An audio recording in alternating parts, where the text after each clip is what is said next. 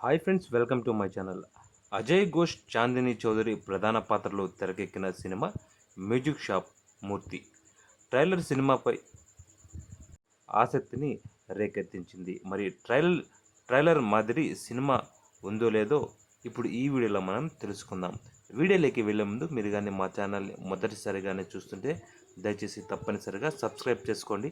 అలాగే వీడియోని ఒక లైక్ చేసి మా ఛానల్కి అయితే సపోర్ట్ చేయండి. మూర్తి 53 ఏళ్ల వయసు మీద పడిన వ్యక్తి. 30 ఏళ్లుగా వినుకొండలో ఓ మ్యూజిక్ షాప్ నడుపుతూ చాలీచాలని సంపాదనతో కుటుంబాన్ని నడుపుతూ ఉంటాడు. అతని భార్య, 2 కూతుర్లు ఉంటారు. మూర్తి భార్య జానకి అతను మ్యూజిక్ షాప్ నడపటం ఇష్టం ఉండదు.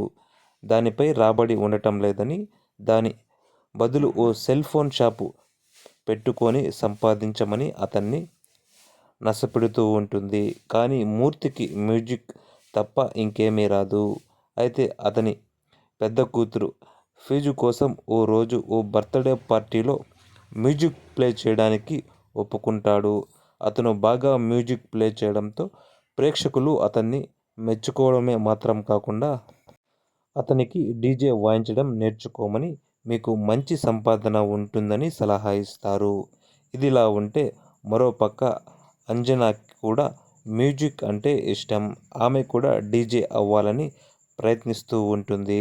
కానీ అతని తండ్రికి అది ఎంతమాత్రం నచ్చదు.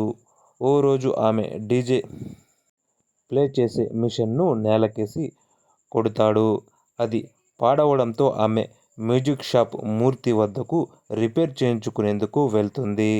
ఇక అది రిపేర్ చేస్తే డబ్బులకి బదులు ఫ్రీగా డీజే నేర్పించమని మూర్తి ఆమెను కోరుతాడు. అందుకు జయ కూడా ఓకే చెప్పి మూర్తికి డీజే వాయించడంలో శిక్షణ ఇస్తుంది. అలా వీరి మధ్య స్నేహం కూడా ఏర్పడుతుంది. ఈ క్రమంలో వీరి బంధాన్ని ఊర్లో వాళ్ళు, కుటుంబ సభ్యులు తప్పుగా అర్థం చేసుకుంటారు. అంతేకాదు కుటుంబ సభ్యులైతే డీజేని వదిలేయమని వార్నింగ్ ఇస్తారు. ఇలాంటి పరిస్థితుల్లో వీళ్ళు తమ కెరియర్ కోసం ఏం చేశారు? ఫైనల్గా సక్సెస్ అయ్యారా లేక కుటుంబ సభ్యుల కోసం కాంప్రమైజ్ అయిపోయి వారు చెప్పింది చేశారా? ఈ ప్రశ్నలకి సమాధానాలు కావాలంటే మ్యూజిక్ షాప్ మూర్తి చూడాల్సిందే.